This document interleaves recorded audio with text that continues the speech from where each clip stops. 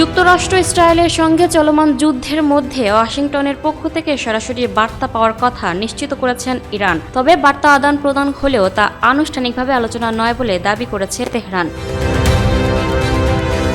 স্থানীয় সময় মঙ্গলবার 31শে মার্চ কাতার ভিত্তিক সংবাদ মাধ্যম আল জাজিরাকে দেয়া সাক্ষাৎকারে ইরানের পররাষ্ট্রমন্ত্রী আব্বাস আরাকচি বলেন, চলমান যুক্তরাষ্ট্র ইসরায়েলের যুদ্ধের প্রেক্ষাপটে সরাসরি এবং আঞ্চলিক দেশগুলোর মাধ্যমে ওয়াশিংটনের সঙ্গে যোগাযোগ হয়েছে। তিনি বলেন, আমি মার্কিন বিশেষ দূত স্টিভ উইটকফের কাছে থেকে সরাসরি বার্তা পেয়েছে।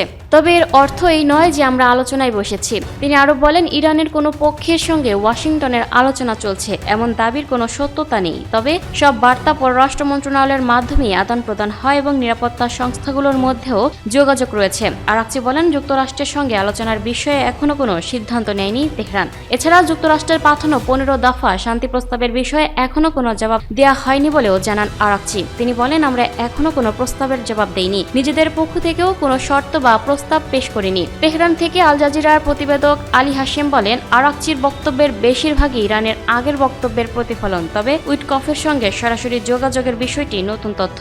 গত সপ্তাহে কূটনৈতিক সূত্র আল জাজিরাকে জানিয়েছিল, যুদ্ধবন্ধের লক্ষ্যে যুক্তরাষ্ট্র ইরানকে 15 দফার একটি পরিকল্পনা দিয়েছে। এতে ইরানকে কখনো পারমাণবিক অস্ত্র না তৈরির প্রতিশ্রুতি দেয়া এবং ক্ষেপণাস্ত্র কর্মসূচির সীমা নির্ধারণ সহ বিভিন্ন প্রস্তাব অন্তর্ভুক্ত ছিল। তবে ইরানের পররাষ্ট্রমন্ত্রী আবারও জোর দিয়ে বলেন, কেবল যুদ্ধবিরতি নয় বরং পুরো অঞ্চলে সব ধরনের হামলা বন্ধ হলেই ইরান সেই প্রস্তাব মেনে নিতে পারে।